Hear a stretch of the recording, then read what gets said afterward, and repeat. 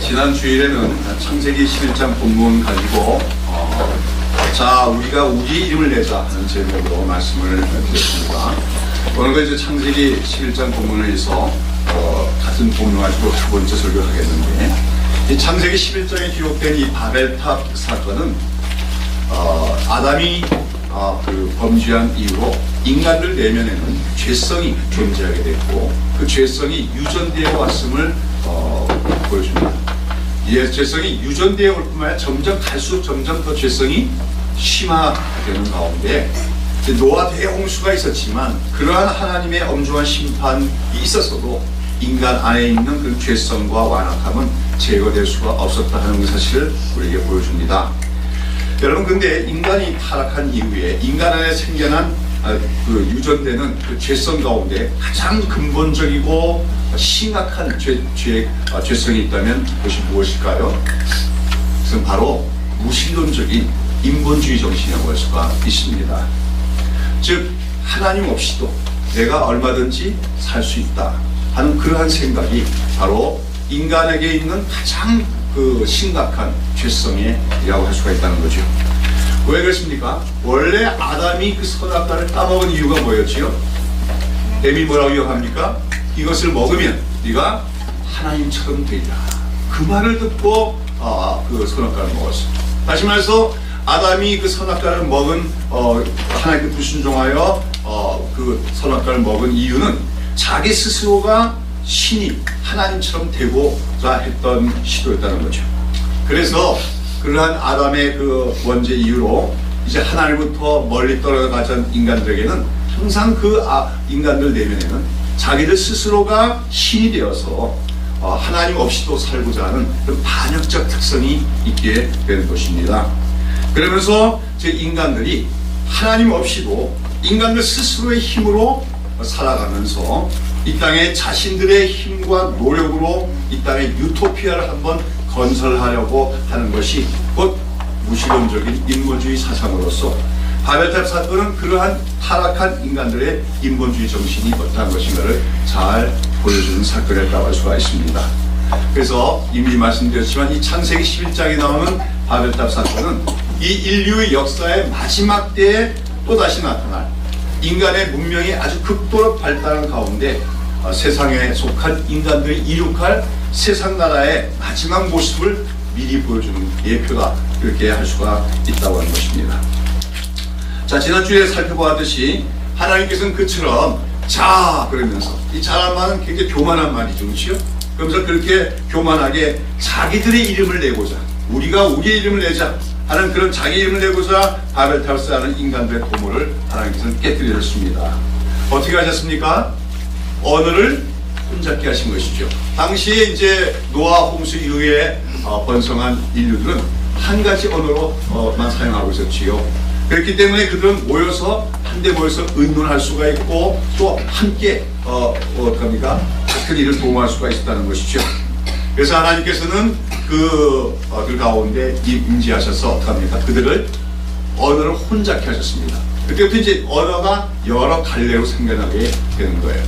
이 언어라고 하는 것은 참 연구해보면 연구해볼수록 신기한 겁니다. 지금 전 세계적에 뭐 적게는 몇천 개, 또 많게는 몇만 개의 언어가 있다 얘기할 수 있는데, 근데 모든 언어들을 쭉 거슬러 올라가면은 결국에는 한 몇 가지 유형의 언어로 집약이 돼요.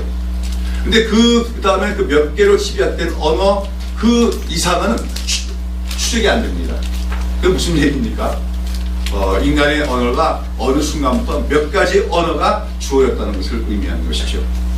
아무튼 그것이 바벨탑 사건일 때 일인데, 그렇게 갑자기 그 한데 모였던 인간들 안에 언어가 여러 가지 생기고 서로 말이 안 통하게 되니까 어떡합니까? 한데 모여서 바벨탑을 쌓으려는 시도가 무산되게 되어졌죠. 그리고 그 인간들은 자기들의 언어를 같이 사용하는 인종들끼리 어떡합니까? 다른 방향으로 나아가게 되고, 그러면서 전 원세계에 흩어지게 되었다고 하는 것입니다.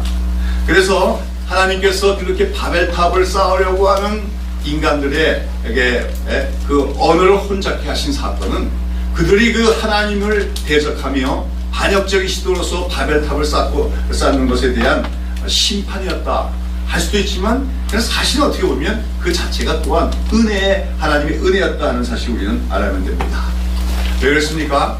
만약에 그들이 그처럼 언어가 혼잡해지지 않고 한 가지 언어로 통일이 되어 있었다면 그들은 계속해서 바벨탑을 쌓으려고 했을 거예요.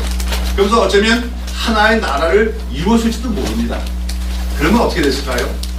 그들이 꿈꾸는 것처럼 정말 서로 평화롭게 공존하는 그런 유토피아가 건설되는 것이 아니라 오히려 인간들 타락한 본성 안에 있는 공격적이고 경쟁적이고 파괴적인 본성 때문에 서로 물고뜯고 싸우다가 더 빨리 자멸의 길로 갈 수밖에 없었기 때문에 사실 하나님께서 그들을 흩으신 것은 언어를 혼잡하게 흩으신 것은 하나님의 심판이지만 사실 은혜였다고 얘기할 수가 있다고 하는 것이죠.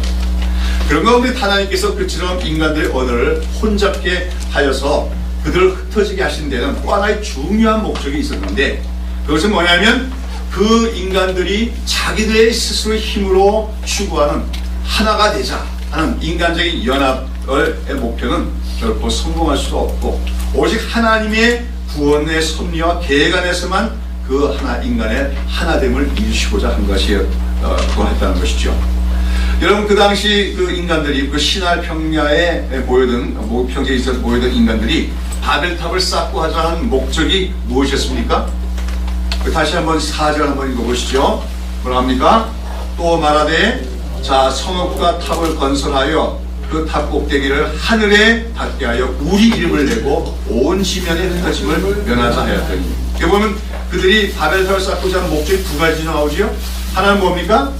우리의 이름을 내자 자신들의 이름을 내고자 하는 것이었습니다. 하나님보다도 인간들의 이름을 높이고자 하는 것이 바로 바벨탑을 건설한 목적 중에 하나였고 다른 하나는 또 뭡니까? 우리가 온 지면에 흩어짐을 면하자. 흩어짐을 면하고 어떻게 하자는 거예요? 한데 모여 살자는 거죠. 하나로 연합되어서 연합을 이루자 하는 것이 그들이 바벨탑을 쌓은 목적이었죠. 만약 그 바벨탑은 그들이 하나로 서로 연합하는 하나의 그 중심으로서 삼고자 했다고 하는 것입니다. 자, 그런데 하나님께서는 원래 인간을 창조하시고 나서 뭐라고 말씀하셨습니까? 생육하고 번성하여 온 땅에 충만하라고 하셨습니다. 그러다가 인간들이 그 죄악의 관영에서 홍수로 이 땅을 심판하셨지만 그러나 그리고 나서도 홍수 이후에 하나님은 또다시 인간들에게 생육하고 번성하여 땅에 충만하라고 명하셨습니다. 인간에게 생육하고 번성하여 온 땅에 충만하라, 온 땅에 흩어져 충만하게 다는 과정, 바로 그것을 통해서 하나님께서는 이 땅에 하나님 나라를 세우시고자 하는 것이고 더 나아가서는 이 타락한 인간들에 대한 하나님의 구원 계획을 이루시고자 하는 하나님의 섭리였다는 거죠. 인간은 흩어져야 된다는 거예요. 그래야 하나님의 그 구원 계획과 하나님 나라의 계획이 이루어질 수가 있다고 하는 것이었습니다. 자, 그런데 지금 이 시날 평지에 모인 인간들은 그런 하나님의 뜻을 지금 거스리고 있는 것입니다. 그들은 바벨탑을 쌓으면서 이 바벨탑을 중심으로 우리가 흩어지지 말자고 그들은 말합니다. 자, 우리가 함께 모여서 하나로 서로 연합하여서 우리들 자신의 나라를 세우자 이렇게 도모했던 것으로서 좀 명백한 하나님의 뜻에 대한 불순종이며 반역이었다고 할 수가 있는 것이죠. 아마도 그 당시의 인간들, 특별히 그 중에서도 그 일을 주도하는 리더 역할을 하는 자들은 아마 노아로부터 전해져 온 하나님의 명령에 대해서 알고 있었을 것입니다.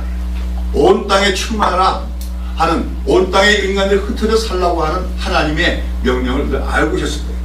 그러나 그들은 그런 하나님의 명령에 대하여 적극적인 반기를 들고, 아니다, 우리 인간들은 우리 스스로 인간들의 힘과 능력으로 하나의 나라를 세울 수가 있고, 우리는 그렇게 되면 우리는 온 땅에 흩어지는 것을 면할 수 있다. 그렇게 서로를 격려했다고 하는 것입니다. 아마도 그 당시 그들은 이렇게 말했을 것입니다. 우리가 이 땅 곳곳에 흩어져 사는 것보다도 이렇게 한 곳에 모여서 힘을 함께 모으면 능히 우리는 어떤 대적에게도 대항할 수 있고 하나님께 대해서도 우리가 대항할 수 있는 것이 아니냐. 우리 인간의 미래는 누구에게 달리느냐? 우리 인간들 스스로에게 달려있는 것이 아니냐, 이렇게 그들은 아마 말했을 것입니다. 자, 여러분, 이처럼 이들이 바벨탑을 쌓으면서 흩어짐을 면하자, 하나가 되자, 우리가 하나로 연합되자 하는 이러한 반역적인 시도를 했는데, 이러한 하나가 되자 하는 것은 한마디로 하나의 나라를 이루자 하는 뜻이고, 그 다음에 그것은 하나의 제국을 건설하려고 하는 그런 도모였다고 할 수가 있습니다. 그러면서 이러한 이 바벨탑을 쌓고 거기에 하나의 제국을 건설하려고 하는 이 일을 앞장서서 추진한 인물이 누구냐? 여기에 대해서 이제 성경학자들은 그 주동자가 바로 아무도 니므롯이라고 하는 인간이었을 것이다, 그렇게 추정을 합니다. 니므롯이라는 이름을 들어본 적 있습니까? 우리가 11장인데 10장을 한번 보십시오. 10장의 8절과 9절 보시기 바랍니다. 10장의 8절 9절 다 같이 한번 읽어보시죠. 구수가 또 니므롯을 낳았으니 그는 세상에 처음 영걸이라. 그가 여호와 앞에 특이한 사냥꾼이 되었으므로 속담에 이르기를 아문은 여호와 앞에 니므롯 같은 특이한 사냥꾼이라 하더라 했습니다. 그 10장에 보시면은 노아의 그 족보가 나오죠. 노아의 세 아들의 이름이 나오고 그 세 아들에서 또 어떤 사람이 나와서 어떤 민족의 조상이 됐다는 얘기들이 쭉 나와요. 근데 거기 보면 그 각 개인에 대한 자세한 설명이 없는데 누구에 대해서만 설명이 나옵니까? 니므롯이라는 인물에 대해서만 자세한 설명이 나오고 있지요. 바로 이 니므롯은 아주 특이한 존재다, 그 말입니다. 어떤 면에서 특이할까요? 자, 여기 보면 그가 어떤 사람이었습니까? 그는 세상에 처음 영걸이라 했어요. 영걸이란 말이 무슨 말입니까?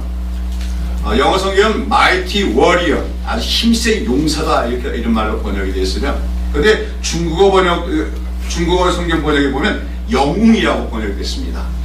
좋은 번역 같아요. 영웅, 최초의 영웅이었다, 그 말입니다. 그리고 그가 또한 어떤 사냥꾼이에요? 특이한 사냥꾼이었다 했어요. 이 특이한 사냥꾼이란 말이 무슨 말이겠습니까? 사냥꾼 중에서 제일 특이한 사냥꾼은 어떤 사냥꾼일까요? 사자 잡는 사냥꾼이요? 코끼리 잡는 사냥꾼이요? 아니요, 사람 잡는 사냥꾼이 특이한 사냥꾼입니다. 그는 자기의 강한 힘과 무력으로서 사람을 잡았다는 거죠. 그래서 여기 보면 그가 여호와 앞에 앞에서 특이한 사냥꾼이 되었으므로, 여호와 앞에 서는 것은 하나님을 바라보며 하나님의 목전에서 살아간, 노아가 하나님의 목전에서 살아갔잖아요. 그걸 의미하는 것이 아니라 오히려 하나님의 뜻에 거스려, 이런 뜻이에요. 하나님을 대적하는 그런 자세를 얘기하는 것입니다. 그러면서 그는 뭐예요? 특이한 사냥꾼이 됐습니다. 자기 뜻에 반항하는 자, 자기의 말을 듣지 않는 자가 있으면 무조건 힘으로 때려잡고 억누르고 죽이기까지 하는 그런 힘센 자였다는 것을 의미하는 것이죠. 우리가 이제 그 창세기 6장에 보면 바로 노아 홍수가 있기 전에도 온 땅이 강포하고 회개한 사회가 되었는데, 그때 누가 있었다 했습니까? 네피림들이 있었다 했지요. 제가 그 네피림에 대해서 설명했는데, 네피림은 보통 자이언트라고도 생각하지만, 물론 자이언트일 수도 있지만 힘센 자를 얘기합니다. 근데 힘센 자인데 강포한 자들 얘기합니다. 왜 노아 홍수 당시에 온 세상이 강포한 세상이 됐습니까? 바로 그 니므롯, 네피림들, 자기 힘을 과시하며 힘으로서 다른 사람을 포괄적으로 억누르는 자들 때문에 온 세계가 그렇게 강포한 사회가 되었던 건데, 바로 이 니므롯은 그 네피림의 후예라고 할 수가 있겠죠. 그러면서 인류 역사상 가장 두드러진 그런 폭력적인 영웅이었다는 것을 의미합니다. 그러면서 아마 그는 자신의 힘과 그 용맹으로서 자기 말을 듣지 않는 자는 가차없이 제거하고 죽이면서 자기의 권력을 장악한 그러한 잔인한 폭군이었음을 성경은 말하는 것입니다. 그런데 앞서 말씀드린 대로 성경학자들이 바로 이 느므롯이 아마도 당시 그 바벨탑 건축을 주도했을 것으로 그렇게 추정을 하고 있습니다. 그렇게 볼 때 이 느므롯은 말하자면 인류 역사상 여기 최초의 뭐라 했습니까? 영걸이다. 중국 성경 뭐라 했어요? 영웅이라고. 최초의 영웅이에요. 영웅들이 보통 세우는 게 뭡니까? 영웅들이 나라를 세우지요. 근데 보통 영웅들이 세우는 나라를 뭐라고 합니까? 제국이라고 하는 것입니다. 힘센 나라죠, 그렇죠?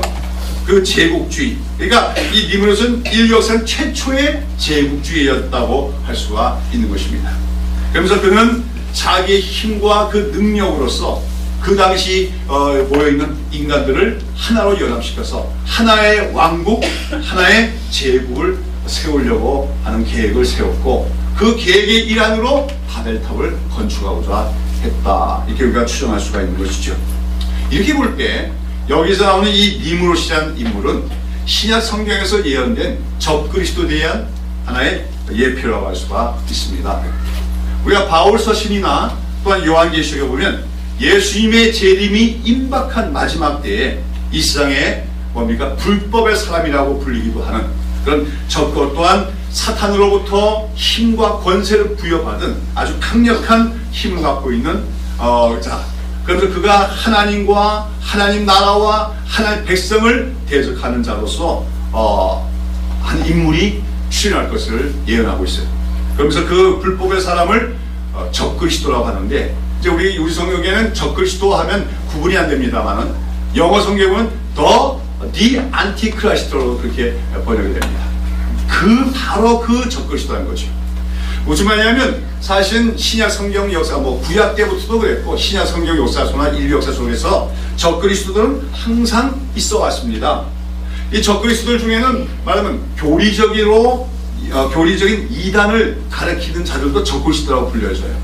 그러니까 예수님의 신성을 부인하거나 아니면 또 반대로 예수님의 인성을 부인하거나 또는 예수님으로 말미암은 유일한 구원을 부인하는 자들, 이런 자들이 다 적그리스도라고 불립니다. 그러나 이제 이 종교적인 적그리스도뿐만 아니라 정치적인 적그리스도도 있는데, 이들은 바로 그 힘과 무력으로서 교회를 핍박하며 성도들을 박해하는 그런 정치적인 적그리스도들도 있어 왔다고 하는 것입니다. 그런 가운데 성경은 이제 마지막 때가 되면은 이 모든 적그리스도의 총화라고 할 수 있는 한 인물이 나타나서 정치적으로뿐만 아니라 종교적으로도 전 세계를 통합하고자 하는 자가 나타날 것을 예언하고 있는데, 그가 곧 불법의 사람으로서 바로 그 적그리스도라고 성경은 예언하고 있는 것입니다. 그러면서 이제 그 적그리스도가 주도하게 될 일이 뭡니까? 바로 그 바벨탑을 니무롯이 건설한 것처럼 철저히 인본주의적인 하나의 세계 국가를 건설하려고 할 것이다 하는 것을 우리는 예상할 수가 있다고 하는 것이죠. 우리는 지금 21세기를 살면서 사실은 이러한 적그리스도의 출현과 소위 그가 세우려고 하는 세계 정부에 대한 시도가 이제 나타날 것에 대해서 우리는 예의주시할 수 있어야 됩니다. 우리 그냥 세상 그냥 살면 안 돼요. 성경을 잘 읽고 우리가 연구해서 다른 역사관을 가지고 세상을 살아가야 됩니다. 그래서 앞으로 이 세상 속에서 어떤 일이 있을 것이냐 예측할 수 있어야 되는 거예요.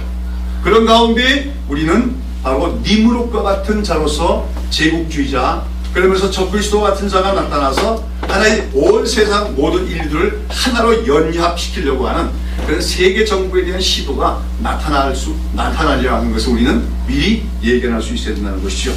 그러나 기억해야 될 것은 어떤 그런 시도라도 인간을 하나로 규합해서 하나의 제국을 세우고자 하는 시도는 반드시 그것은 성취되지 못하고 실패로 끝나고 말 것이라고 하는 것입니다. 여러분, 바로 창세기 11장에 나온 이 바벨탑 사건, 이걸 우리는 바벨탑 프로젝트라고 할 수가 있어요. 니무롯이 추진한 바벨탑 프로젝트인데, 그것이 바로 하나님의 계획으로 무산되고 만 것은, 이것은 바로 이제 앞으로도 나타나게 될 바벨탑 프로젝트, 제2의 바벨탑 프로젝트, 전 세계적인 제국국가의 형성이라고 하는 그러한 인간들의 시도도 역시 실패로 들어가고 말 것을 보여주는 것이라고 할 수가 있다는 것이죠. 사실 여러분, 인류 역사에 보면 인간들 가운데서 이처럼 인간의 힘과 능력과 무력으로서 세계를 정복하여서 하나의 제국으로 만들어 보고자 하는 시도는 여러 차례 있어 왔던 것입니다. 그 대표적인 예가 바로 구약시대의 바벨론 제국이고, 그 다음에 알렉산더 대왕에 의한 세계 단일 국가의 꿈이었다고 하는 것이죠. 그러나 그런 인간들의 소위 야심찬 꿈과 계획은 항상 실패로 돌아가고 말았습니다. 그것은 바로 하나님께서 그런 인간들의 도모들을 무산시키신 까닭이도 있지만, 인간들이 그처럼 자신들의 힘과 능력으로 인간들을 하나로 연합해보고자 하는 시도는 사실 그 자체가 하나의 망상에 지나지 않기 때문이라고 하는 것이죠. 불가능한 꿈이라고 하는 것입니다. 인간은 결코 하나로 연합될 수도 없고, 인간들 스스로의 힘으로 하나의 국가를 건설하는 것은 불가능함을 우리는 성경에서 깨달아야 됩니다. 오늘날에도 하나님 믿지 않는 인본주의자들, 그들은 뭐라고 말합니까? 우리 인간들은 서로 하나가 되어야 된다. 서로 연합해야 되면 또 얼마든지 그렇게 될 수 있다고 믿고 있습니다. 그러면서 그런 신념을 따라서 오늘날도 이 지구상에는 인간들이 오직 인간 스스로의 이상과 소원을 따라서 민족과 민족이 또 나라와 나라가 서로 연합하고자 하는 시도들이 여기저기서 진행되고 있습니다. 바로 그 대표적인 예가 이제 우리 유럽 국가 연합이라고 할 수가 있겠지요. 그래서 어떤 분들은 이 유럽 연합 국가 연합이 장차 하나님을 대적할 적그리스도가의 나라가 될 것이라 얘기를 하기도 하지만, 그러나 그것은 우리가 잘 알 수가 없습니다. 그보다 더 규모가 큰 어떤 시도가 나타날 것으로 우리가 볼 수가 있겠지요. 그러나 중요한 것은 아무튼 이렇게 바벨탑 사건이 얘기해 주는 건 뭐냐면, 인간들은 힘이 좀 생기고 뭔가 발전을 이룩하면 인간의 힘을 규합해서 연합하여 하나의 나라를 만들고자 하는 꿈을 가질 때가 많다는 것입니다. 그리고 그 꿈을 인간의 무력과 힘으로 이루고자 하는 것이 바로 제국주의라고 말할 수가 있는 것이죠. 그러나 인류 역사가 말해주는 것은 그런 제국주의 꿈은 늘 허망하게 깨어지고 말았다고 하는 사실입니다. 바벨론 제국이 그랬습니다. 바벨론 제국이 전성기 때는 그 바벨론 제국은 영원할 줄 알았지요. 그러나 바벨론 제국은 흔적도 없이 다 사라지고 맙니다. 그 다음에 알렉산더의 제국도 그랬고, 로마 제국이 그랬고, 진시 황제의 제국도 그랬고, 가까이는 나치 독일의 제국주의와 일본의 제국주의가 다 그랬습니다. 모든 제국주의 국가들은 다 멸망당하고 맙니다. 몰락하고 맙니다. 그리고 그런 제국주의 국가들의 멸망과 몰락은 역사의 주인이신 하나님에 의한 심판이었다고 할 수가 있는 것입니다. 그런 가운데 우리가 어떤 면에서는 현재 전 세계의 유일한 강대국이 미국 아닙니까? 그 초강대국, 그 미국도 또 하나의 제국주의 국가라고 할 수가 있어요. 군사력과 경제적인 면에서 어쩌면 지금 미국은 이 20세기에 21세기에 걸친 전 세계적인 제국의 하나라고 할 수가 있습니다. 그런데 하나님 보시기에 이 미국이 도덕적인 면에서나 또는 다른 나라의 관계에서 불의와 불법이 어떤 수준 이상으로 행하게 되면 결국 하나님께서 다른 제국주의 국가들을 심판하신 것처럼 미국도 심판을 받을 수밖에 없을 것입니다. 우리는 오늘 이 세상을 살아가면서 그냥 먹고 사는 문제만 그냥 관심사가 아니라 사실 역사를 바라보는 안목을 가져야 돼요. 성경이 존재하는 이유가, 하나님이 우리에게 성경을 주신 이유가 우리가 그냥 이 땅에 살면서 내 개인적인 삶에 함몰되어 살라고 하는 것이 아니라 세상을 넓게 보라는 것입니다. 역사를 멀리 바라보라는 것입니다. 그래서 내가 오늘 어떠한 역사 속에 살아가고 있는 것을 인식하라고 하나님은 성경을 우리에게 주신 거예요. 그래서 우리는 그리스도인은 반드시 성경적인 역사관에 익숙해야 됩니다. 그러기 위해서 성경을 읽고 연구해야 된다는 것이죠. 그런 가운데 이러한 성경적인 역사관을 가장 잘 설명해주고 있는 성경책이 있는데 그게 바로 다니엘서라고 하는 것입니다. 우리 다니엘서의 한 군데 읽어보도록 합니다. 다니엘서 2장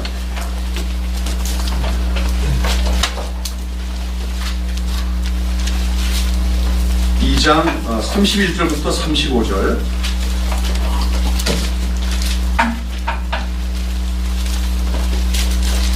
(31절부터 35절) 우리 같이 한번 읽어보겠습니다.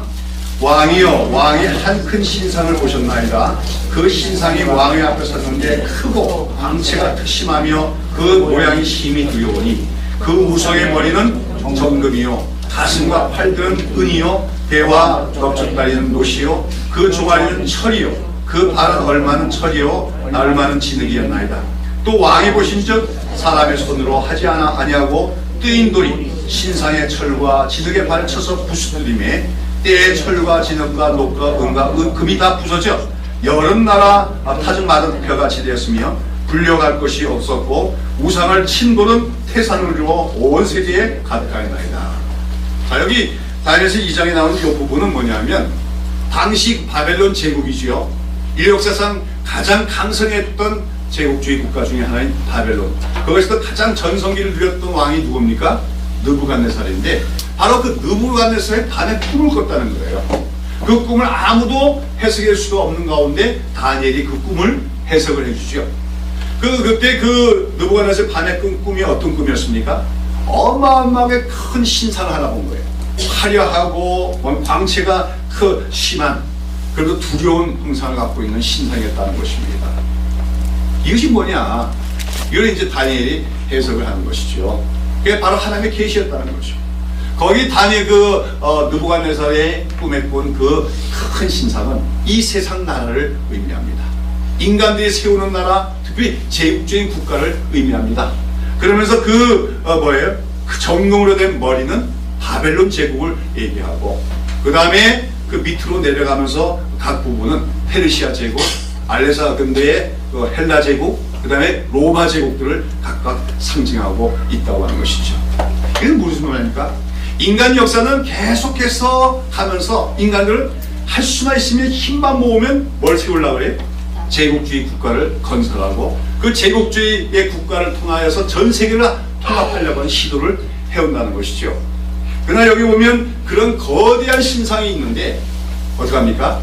뜨인 돌, 말하자면 그 공중에 한 돌이 떠가지고 날아오다가 어떡합니까? 그 신상을 부딪히는 거예요. 그래서 그 신상이 다 깨집니다. 산산조각이 됩니다. 그리고 나서 그 신상을 깨뜨린 그 돌이 어떡합니까? 점점 커지더니 큰 태산처럼 돼가지고 온 세상에 가득하게 되었더라. 이거 뭡니까? 그 뜨인 돌. 그 뜨인 돌은 뭘 상징하는 겁니까? 예수 그리스도를 상징하는 것이죠. 바로 이 세상 모든 나라가 예수 그리스도에 의해서 심판받을 것을 의미합니다. 그리고 그 돌이 커져서 이루어진 큰 태산은 뭐예요? 하나님 나라를 의미하는 것이죠. 바로 예수 그리스도에 의해서 이루어진 하나님 나라. 장차 이 인류 역사는 궁극적으로 온 세상에 하나님 나라가 충만한 것으로 역사는 마쳐질 것이라는 거죠. 반면에 인간들이 인간의 힘으로 거대한 국가를 이루고 제국주의 국가를 이루고 그래서 인간을 하나로 연합시키는 도모는 다 산산조각이 될 수밖에 없다 하는 것을 이 느부갓네살 꿈은 우리에게 말해주고 있다고 하는 것이죠. 오늘 여기에 대해서 더 자세히 설명하지 않겠습니다만 아무튼 이러한 것들이 다 오늘 우리 창세기 11장의 바벨탑 사건을 우리가 이해하는데 참고되는 그런 성경적인 계시들입니다. 한마디로 말해주는 것은 인간이 타락한 이유로 하나님을 떠난 인간들은 스스로를 신으로 여기면서 인간들 스스로 힘을 규합하고 모아서 하나의 큰 나라를 이루고 하나로 연합되고자 해왔다는 것입니다. 그러나 성경은 그러한 인간들의 노력과 시도는 결코 성공할 수가 없음을 말해줍니다. 그러면서 오직 예수 그리스도에 의해서 예수 그리스도 안에서만 인간들은 하나가 될 수 있고 그렇게 예수 그리스도 하나가 되어진 나라만이 영원한 하나님 나라가 될 것이다 하는 것을 우리 성경은 말하고 있는 것입니다. 이해가 되십니까? 믿으십니까? 이 세상 나라는 결국은 다 멸망당하고 말 것입니다. 그리고 오직 예수 그리스도의 나라, 그 하나님 나라만이 영원하게 될 것이고 그 하나님 나라 안에서 우리 모든 인류들은 하나가 되어질 것을 믿는 것입니다. 이것이 오늘 우리가 갖고 있는 역사가 아니고 역사의 전망이에요. 그 역사의 전망을 바라보면서 우리는 이 땅을 오늘도 살아가고 있음을 기억해야 될 줄로 믿는 것입니다. 자, 그런 가운데 오늘 우리가 성경을 쭉 보면 이 창세기 11장에 나오는 11장에 나오는 바벨탑 사건 하나의 대칭을 이루고 있는 하나의 사건이 신약 성경에 기록되어 있습니다. 그것이 무엇일까요? 바로 사도행전 2장에 나오는 오순절 성령 강림 사건이에요. 여기 성경을 구약부터 신약까지 쫙 일관성 있게 읽어야 되는 것은 이유는 뭐냐면 성경은 하나의 대화 드라마와 같기 때문에 그렇다고 할 수가 있어요. 그런 가운데 이 성경의 첫 부분과 마지막 부분은 서로 대칭을 이루고 있습니다. 그래서 창세기 2장과 3장에 보면 하나님이 에덴 동산을 창조하셨는데 그러나 인간의 죄로 말미암아 인간이 그 에덴 동산에서 갑니까? 쫓겨나는 얘기가 나오죠. 근데 요한계시록 마지막 책인 계시록하면 그 에덴이 다시 회복이 됩니다. 그리고 그걸 새 예루살렘이 한데 그리고 거기서 인간이 완전히 구속받은 회복된 존재로 그 회복되는 그런 그림이 나오고 있죠. 성경에서 구약과 신약은 이렇게 서로 대칭을 이루고 있는 가운데 바로 창세기 11장에 나오는 바벨탑 사건과 또 대칭을 이루는 하나의 사건이 있어요. 이게 뭐냐면 바로 오순절 성령 강림 사건이라고 하는 것입니다. 자, 우리 아까 읽었지만 다시 한번 읽어봅시다. 사도행전 2장 1절부터 4절까지 다 같이 읽습니다. 오순절 날이 이미 이름에 그들이 다같이 한 곳에 모였더니 호련히 하늘로부터 급하고 강한 바람 같은 소리가 있어 그들이 앉은 온 집에 가득하며 마치 불의 혀처럼 갈라지는 것들이 그들에게 보여 각 사람 위에 하나씩 임하여 있더니 그들이 다 성령의 충만함을 받고 성령의 말하기심을 따라 다른 언어들로 말하기를 시작하니라. 여러분, 이 창세기 사도행전 2장 기록은 뭔지 아시죠? 예수님은 십자가에서 죽으셨다가 다시 살아났습니다. 그리고 하늘로 승천하시기 전에 제자들에게 뭐라 합니까? 너희가 몇 날이 못 되어 내가 이제 성령을 받게 되리라고 말씀하시죠. 그러면서 너희는 예루살렘을 떠나지 말고 성령을 기다려고 당부하셨습니다. 그리고 그러한 당부를 받은 제자들이 어떻게 합니까? 예루살렘에 있는 다락방에 모여서 그 성령이 오시기를 간절히 기도하고 있었지요. 그때 바로 그 다락방에 모였던 사람이 몇 명이었습니까? 120문도라고 했습니다. 근데 그들이 간절히 기도하는 중에 어떤 날? 오순절날. 우리가 구약성에 오면 이스라엘이 지켜야 될 3대 명절이 있지요. 무엇입니까? 6월절과 오순절, 7.7절이죠. 그 다음에 또 수장절인데 바로 그 3대 명절의 하나인 오순절날 제자들이 모여서 기도하고 있는 가운데 그들에게 누가 임하셨습니까? 성령이 임하신 것이었죠. 자, 그런데 성령이 어떻게 임하셨습니까? 급하고 강한 바람같이 임하셨고 또 그 다음에 마치 불의 혀가 갈아지는 것처럼 임하였다. 여기서 급하고 강한 바람처럼 성령이 임하셨고 또 불의 혀가 갈라지는 것처럼 성령이 임하셨다는 것은 이건 한마디로 모두가 강력한 성령의 강력한 능력을 보여주는 그런 상징으로서 이제 하나님께서는 그 성령의 능력을 통하여 하나님을 대적하는 이 세상의 모든 기존 질서를 뒤엎는 하나님의 역사가 일어나게 될 것을 우리에게 말해주고 있는 것입니다. 아까 다니엘의 새 나온 것처럼 그 신상을 깨어 부시는 그 뜨인 돌의 능력이 바로 성령으로 말미암아 되어질 것이죠. 불처럼 바람처럼 성령을 역사하셔서 인간들이 쌓아올린 모든 자랑과 교만을 깨뜨려 부실 것을 보여주는 것이 바로 급하고 강한 바람 같고 불같이 임하는 성령의 모습입니다. 자, 그런데 여기서 중요한 것은 그처럼 성령이 강림하셨더니 어떤 현상이 일어났습니까? 제자들이 그 성령을 받고 나서 어떻게 하게 되세요?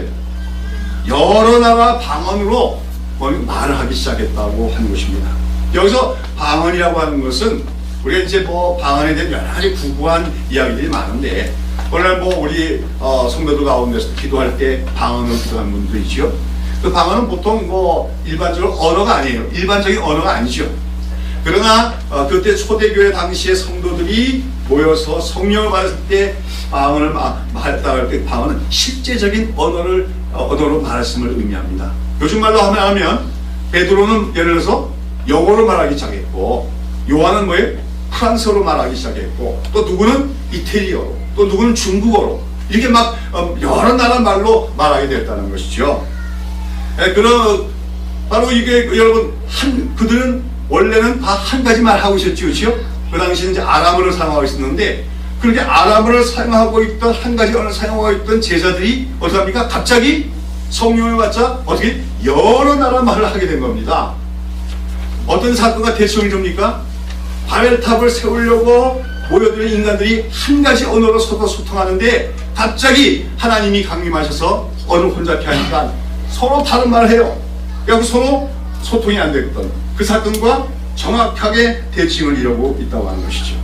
그런데 이 두 가지 사건은 서로 대비가 되는 것이 무엇입니까? 하나님께서는 바벨탑 사건에서 하나님이 강림하셔서 그들의 언을 혼잡게 하신 까닭은 뭡니까? 그들을 심판하시기 위한 것입니다. 그러나 또 목적은 그들을 흩으시기 위한 것이었지요. 그런데 오순절 성령 강림 사건에서 성령이 임하시고 그들이 방언하게 된 것은 뭐예요?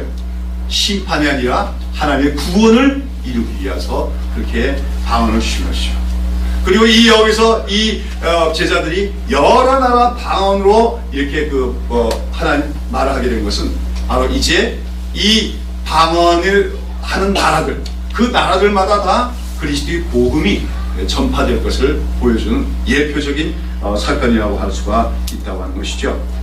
자, 여러분, 근데 여기서 그들이 방언으로, 제자들이 그렇게 막 성령이 임하여서 방언으로 말을 했을 때 방언을 무엇을 말했습니까? 어떤 말을 했어요? 여기 한번 5절에 보세요. 5절부터 보면 그때 경건한 유대인들이 천하 각구로부터 와서 예루살렘에 머물더니, 그렇죠? 그러면서 거기 보시면은 11절 보면 뭐라고 합니까?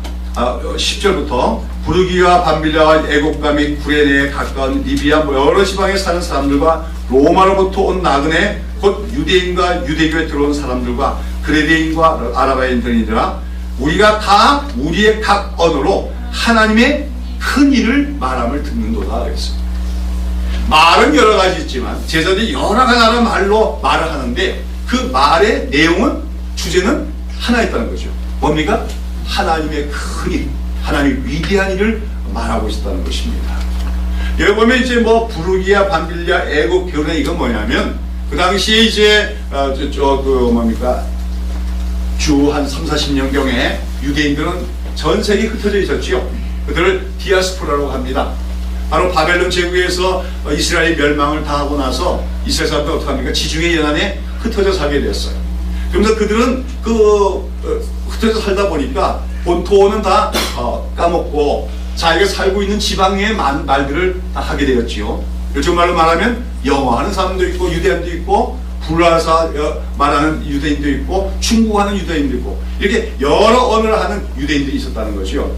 근데 그들이 지금 오순절을 당하여서 다 같이 하나님을 예배하기 위해서 모여들었는데 바로 그 다락방에서 성령이 임하시고 제자들이 방언으로 여러 나라 말을 하는데 어떤 불란서 말을 하는 유대인이 보니까 어떤 제자가 불란서어로 말을 하는데 무엇을 얘기해요? 하나님의 큰 일을 말하더라는 거죠. 근데 또 저기서 이태리어로 또 누가 말하는데 그것도 내용이 들어보니까 하나님의 큰 일이라는 거죠. 여기서 하나님의 큰 일이라고 하는 것은 무엇입니까? 하나님의 구원에 대한 얘기라는 거죠. 그리고 그것은 더 구체적으로 하면 예수 그리스도께서 인간들 위하여, 인간의 속죄를 위하여 십자가에서 죽으셨고 다시 살아나셨다고 하는 것입니다. 바로 그러한 복음, 그 복음이 바로 하나님의 큰 일이었다고 하는 것이죠. 여러분, 여기서 이제 제자들이 이 각 나라 말로 그 하나님의 큰 일, 즉 복음을 전했다고 하는 것은 이제 하나님께서는 이제 이 그리스도의 복음 안에서 모든 인류들을 하나로 만드실 것을 지금 보여주시고 계신 것입니다. 바벨탑 사건에서는 하나님의 뜻을 거스려 하나가 되어보자, 하나로 연합하자, 인간의 제국을 세우고자 했던 인간들의 그 사악한 도문을 깨뜨려 싶은 하나님께서 이제는 그렇게 흩어진 인간들, 갈등하는 인간들, 투쟁하는, 분열하는 인간들을 이제 그리스도의 복음 안에서, 성령의 능력 안에서 하나로 연합시키시겠다 하는 하나님의 의지를 밝힌 사건이 바로 오순절 성령 강림 사건이라고 할 수가 있다고 하는 것입니다. 그리고 바로 그때 은혜를 받은, 성령을 받은 제자들이 각 곳에 가서 복음을 전하기 시작했지요. 우리가 알다시피 베드로는 주로 유대인들에게 전했지만 그 이후에 바울은 또 그 위에 추가되어서 여러 이방 지역에 복음을 전했고 우리가 전에 본 얘기는 도마 같은 이는 인도까지 와서 복음을 전했다고 얘기합니다. 그리고 그때 흩어진 그리스도인들이 바로 성령의 능력을 받아서 흩어진 성도들이 전 세계에 흩어져서 전하신 복음으로 이 땅에는 뭐예요? 교회가 세워지고 하나님 나라가 세워져 가고 지금도 그 하나님 나라는 세워져 가고 있음을 기억해야 될 줄로 믿습니다. 그러면서 하나님께서는 바벨탑 사건과 대치우리는 이 오순절 성령 강림 사건을 통해서 하나님의 뜻은 인간을 하나로 연결시키고 통일시키는 것을 밝혀주십니다. 인간들이 모여서 우리가 하나가 되자, 하나가 된다는 것이 결코 나쁜 건 아니에요. 그러나 하나님 말씀하시는 것입니다. 인간들이 하나님을 부정하고 하나님이 없이 인간들 스스로의 힘으로, 인간의 능력으로 자기들끼리 연합하고자 하는 시도는 그것은 절대로 성공할 수도 없고 그것은 오히려 차면에 갈 수밖에 없음을 말씀하신 것입니다.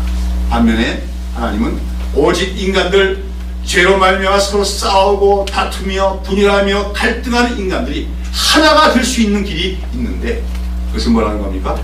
바로 예수 그리스도 안에서 복음의 능력과 성령의 능력으로만 하나가 될 수 있음을 하나님은 오순절 성령 강림을 통해서 우리에게 선언하신 것임을 기억해야 될 줄로 믿습니다. 자, 여러분, 우리는 오늘 이 바벨탑 사건과 오순절 성령 강림 사건을 잘 대비하면서 오늘 우리가 이 시대를 살아가고 있는 내 인생의 목적, 그리스도의 삶의 목적이 무언가를 잘 기억하는 우리가 되어야 될 줄로 믿습니다. 역사는 지금 진행되고 있습니다. 그러면서 이제 이 인류 역사가 마지막이 되어올 때 인간들은 다시금 바벨탑을 건설하고자 하는 그런 인간들의 시도가 나타나게 될 것을 우리는 예측할 수가 있습니다. 그러면서 아까도 얘기한 것처럼 앞으로 인본주의 사상으로 철저하게 무장된 어떤 족돌시도 같은 존재가 나타나서 자, 우리가 하나를 이루자, 인간들은 다 연합하자고 하는 그런 세계 정부의 시도를 시도하게 될 것이라는 것이죠. 그러면 여러분 거기서 인간들이 하나가 됩시다, 우리 인간들은 하나가 됩니다 하는 말, 그 캐치프레이즈는 얼마나 매력적이겠습니까? 얼마나 설득력이 있겠습니까? 많은 사람들이 거기 동조할 것이고 많은 민족과 나라들이 거기 동조에 나아가게 될 것입니다. 그러나 그런 속에서 우리는 기억해야 됩니다. 인류가 하나 될 수 있는 길은 복음밖에 없다, 그리스도밖에 없다는 사실을 우리는 믿고 그것을 선언할 수 있는 삶을 살아야 될 줄로 믿는 것입니다. 여러분 한번 에베소서 1장을 한번 보십시오.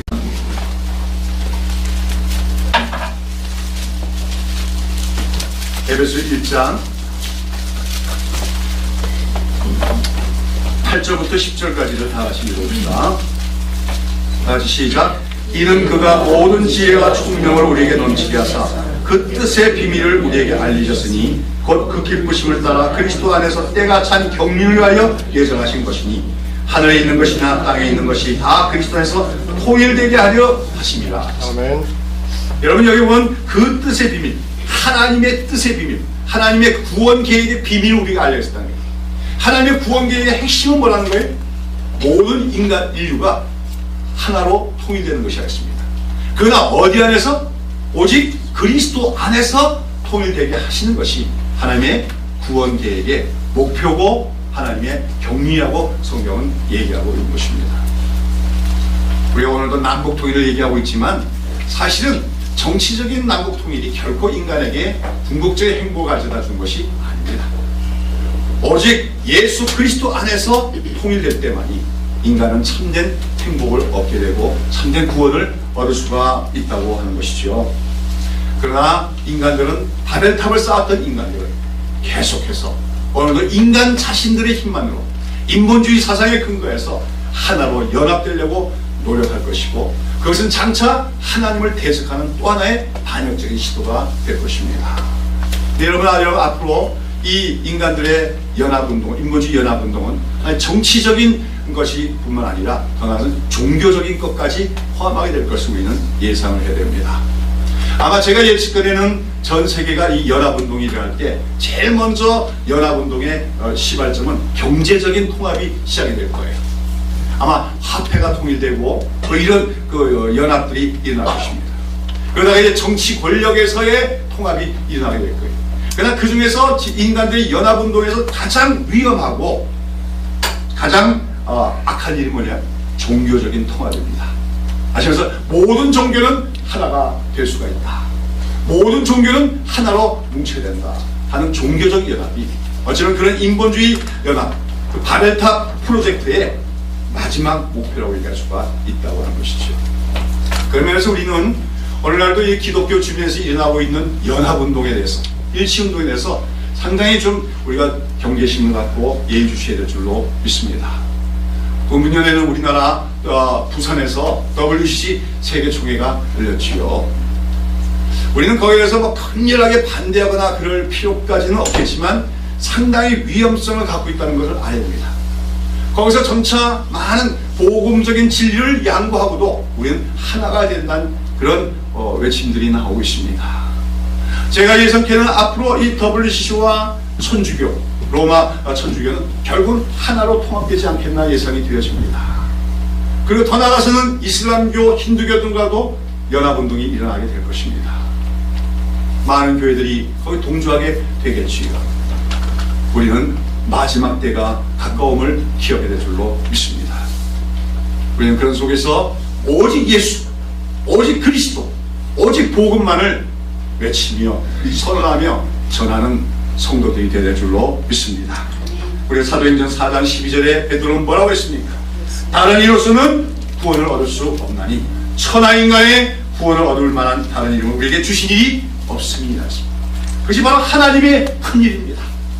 오순절날 성령으로 강림받아 충만하게 됐을 때 제자들이 하나님이 주신 그 방언으로 선포한 하나님의 이름 바로 오직 예수였습니다. 오직 그리스도였습니다. 오직 그리스도 안에서만 인간들은 하나가 될 수 있고 참된 인간의 구원의 길이 될 수 있고 인간은 통일될 수 있음을 성도들은 외쳤던 것이죠. 우리는 아무리 시대가 변하고 세상이 달라져도 이 복음은 변질될 수 없음을 기억하는 우리가 되어야 될 줄로 믿습니다.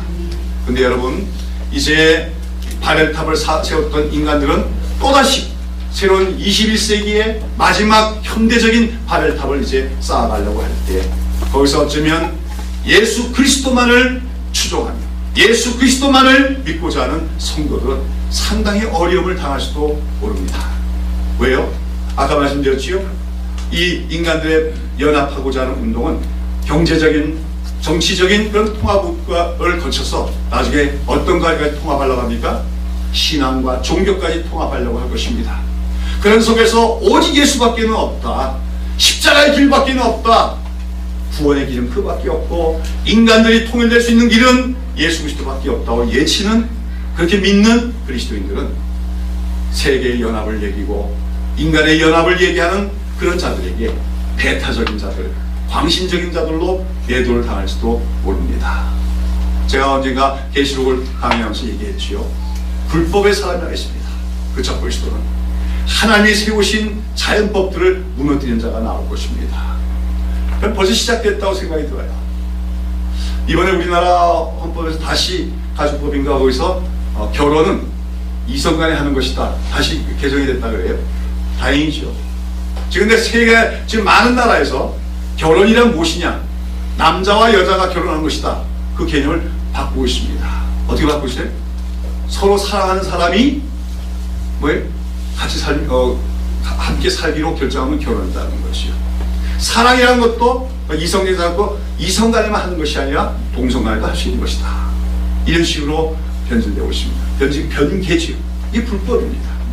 이미 그것은 지금 세계적으로 확정되고 있습니다. 이것들이 다 제2의 바벨탑 프로젝트의 일환이라는 것을 우리는 기억해야 돼요.